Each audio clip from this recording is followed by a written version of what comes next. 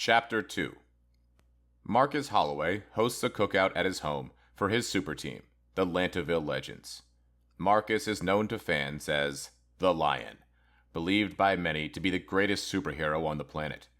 Marcus is a solid 6'5", 250 pounds, with almost no body fat, and has thick, long locks of hair that complement his full beard. He wears a thin necklace with the letters NL hanging at the bottom. The necklace is subtle, not flashy bling.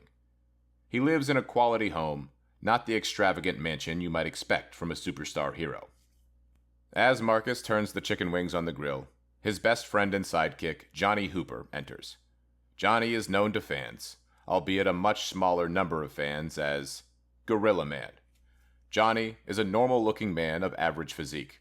His only unique physical characteristic is that he has gorilla hands and opposable thumbs on his feet. The two friends embrace with their patented forearm clasp handshake. Marcus says, "Johnny, my man." Johnny says, "Marcus, this was really cool of you to put this on. A great way to build team camaraderie." "Everyone that works for the organization should know they're valued. Speaking of which, this is Stacy and Laura. They work in the digital marketing department." Stacy is friendly and curious. Laura has more of an I'm not impressed vibe. Johnny says, "Good to meet you, ladies." Stacy asks, "Were you with the Lion when he got his powers?" "When we got our powers." Laura says, "Oh, right. You're that guy who jumped in the gorilla cage." "Did you save his life after he was bitten by the radioactive lion?" Johnny risked his life trying. "Technically, zoo security saved him. I tried to save him by jumping into the lion cage, but I fell, landed in the neighboring gorilla cage, and was beaten horrifically." It was a heroic display of selflessness. "But it's also how I got my powers. The gorilla was also radioactive. The mayor at the time was allowing companies to dump toxic waste near the zoo. Here's the news story from the next day."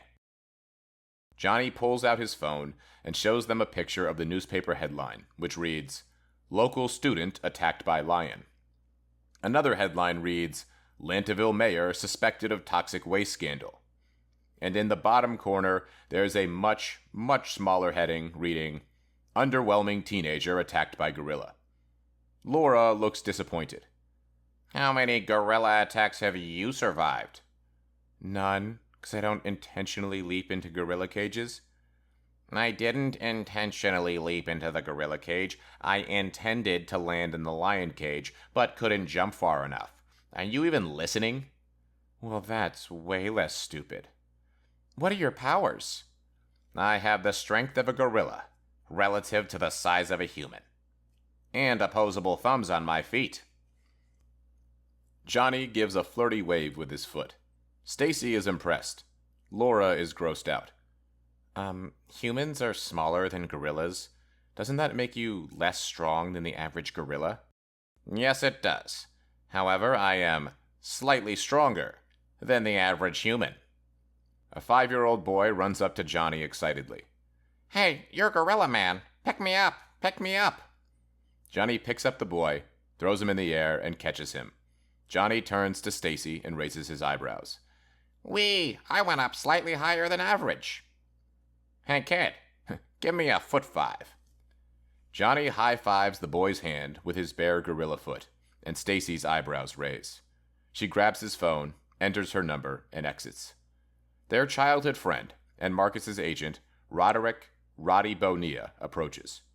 Roddy takes off his $300 sunglasses and places them into the jacket pocket of his custom-tailored suit. "Roddy, it's like 90 degrees out here. How are you not burning up?" "This suit was custom designed with weather regulation technology. It could keep me cool on the sun. I had to reward myself after getting that sponsorship for Marcus with Atlas Apparel Company." The boy from earlier runs up to Marcus. "I'm your biggest fan. You're like Gorilla Man, but a million times as strong." "You could be a great hero when you grow up." "Really?" "Only if you do your homework and eat your vegetables." Vegetables are gross. I like pizza." "What's gross is what happens to your nutritional index when you avoid vegetables. Pizza has less vitamins." Roddy says, "You are officially the least cool superhero ever." An attractive but exhausted looking young woman approaches. She looks like she takes good care of herself. She's in shape, dresses well, but she also looks like it takes every bit of energy she has to be that well put together. There you are, Leo. I'm sorry if he was being rambunctious. He can be a handful for me to watch by myself. Is his father not here? His father's not really around. Well, Leo has been very well behaved. In fact, I've got some ice cream with his name on it. That is, if his mom says he can have some. If the world's greatest hero says so, I guess he can have some. You know, Leo's a big fan of yours. He always asks for lion toys and posters for the holidays. I think you're pretty good, too. My name is Susie Bennett. You're doing the physical therapy internship. You know who I am? Everyone who works for our organization is a valuable member of the team. So you make an effort to get to know everyone on the team. There are some I pay more attention to than others. Back on the deck, Roddy and Johnny converse. Sarah Acola, a.k.a. the Human Army Knife, approaches. She's a good-looking blonde woman with a serious and unapproachable demeanor. She has metal arms with a variety of functions. Johnny says, Sarah, you got a bottle opener attachment on that arm? She says, "No, I don't." "Sarah, is it? My name is Roddy Bonilla, best agent in the LPH. Let me know if you want to talk about representation. Over dinner." Roddy hands her a business card and shoots her a suggestive glance. Sarah places the card into a paper shredder component of her arm. Later in the evening, the sun is down, Leo is tuckered out, and Susie starts for the exit. Marcus approaches. "Hey, Susie." Oh, thanks so much for having us. We had a great time. Absolutely. I wanted to ask, do you, want to take some wings with you? I made too many, and it would be a shame if those chickens died for nothing. Thanks, but I really gotta go. I have a shift at my other job in a few hours, and I need to get Leo ready for bed. You have another job? Yeah, that's the thing about unpaid internships. Kinda need another job. Anyway, we had a great time tonight. Thanks again for inviting us. Susie smiles at Marcus as she exits. Roddy emerges from behind the corner. Dude, what was that? She was into you. I was about to ask her out, and then I started thinking about workplace dynamics and whether or not it's appropriate to date a coworker. Date? I thought you were talking about a one-night thing. You really want to date a single mom? She was cool to talk to, and she works hard, and she's a good mom. That kind of stuff is important to me. Sorry, I fell asleep because of how boring you are. You are in a position that is envied by literally every man on the planet, and you're not taking advantage of it. Oh man, if I had your talent. Luckily for the women of Earth, you don't. I'm gonna head out, Marcus, but I'm gonna call you tomorrow. We have business to discuss. I'm still not sure I want to do that deal. We'll talk tomorrow. In the meantime, I suggest you drop the whole brooding hero thing and have fun for once. There are plenty of damsels waiting for the great and powerful lion to rescue them from going home alone. After everyone has left, Marcus cleans up. The TV is on in the background, playing a show called Hero Center, a daily program showing news and highlights from anything superhero related.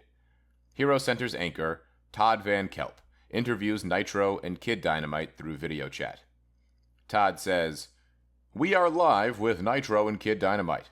Nitro, what was your strategy against the hybrids?" To use misdirection to free the hostages. Once civilians were out of harm's way, we were free to use our whole playbook, and we knew we could win a straight-up fight. Kid Dynamite, you've mentioned that when you were growing up, Nitro was your favorite superhero. What's it like to fight alongside him in your rookie year?